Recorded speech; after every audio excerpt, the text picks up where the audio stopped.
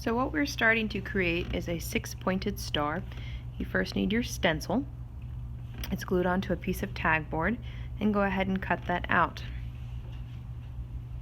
You want to make sure that yours matches this one, so you're going to follow your outsidemost lines and cut around the outside. And it does have small written instructions on it that we'll need to follow later.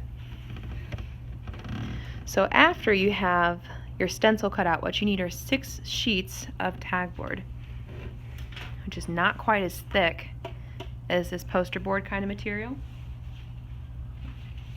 I decided that I wanted to use the cream colored tag board. That's for a later part. When you have your 6 sheets, what you need to create or do is place your stencil. I like to line up my stencil with the bottom and the sides of my sheet of tag board and trace around with a pencil the whole thing except for this bottom edge, as long as you have it lined up really well.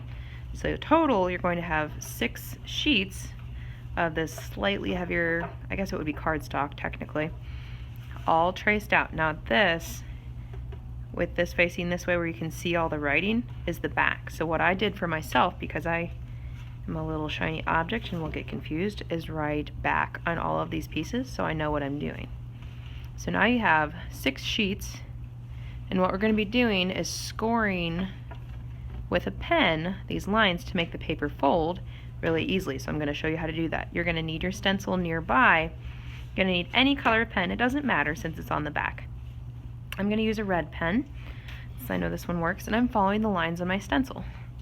You need to be really specific when you score your lines with a pen. So line up your corners as so.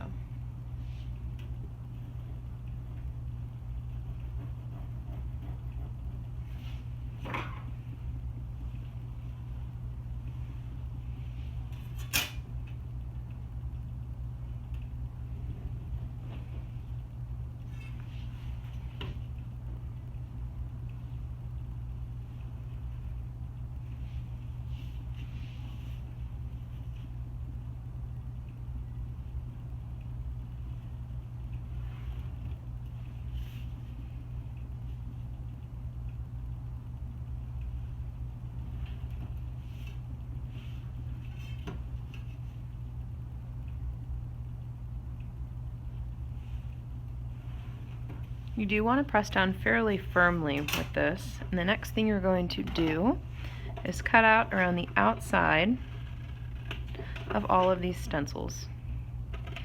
Since this is a star and we're going to need to put all of these parts together, you really do need to make it an effort to cut pretty neatly on these lines, or it may not line up and you may have gaps.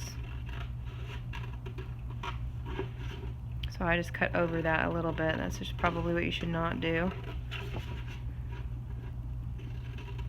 So I'm almost done. I do want to make sure I cut out that little extra piece. So you should make sure, this is a mistake I've been noticing, make sure this little chunk gets a cut out too, because you do want it to match your stencil identically. So now I have everything cut out, and the next thing I'm going to do is fold it so it starts creasing, okay? If you look, these give you directions on what lines to do. In means towards you, out means away from you.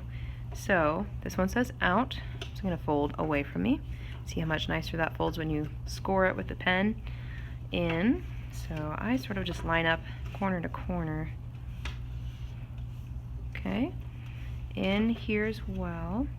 You can see on the outside, that is the part that's actually going to show on your artwork.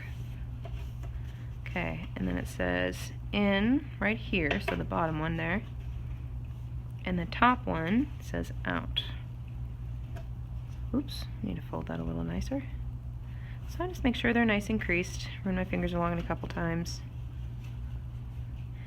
and then what you'll see is this tab will go underneath, and I'll show you in another video how we're going to connect all of them, but you have a point now that we'll be able to illustrate and work on top.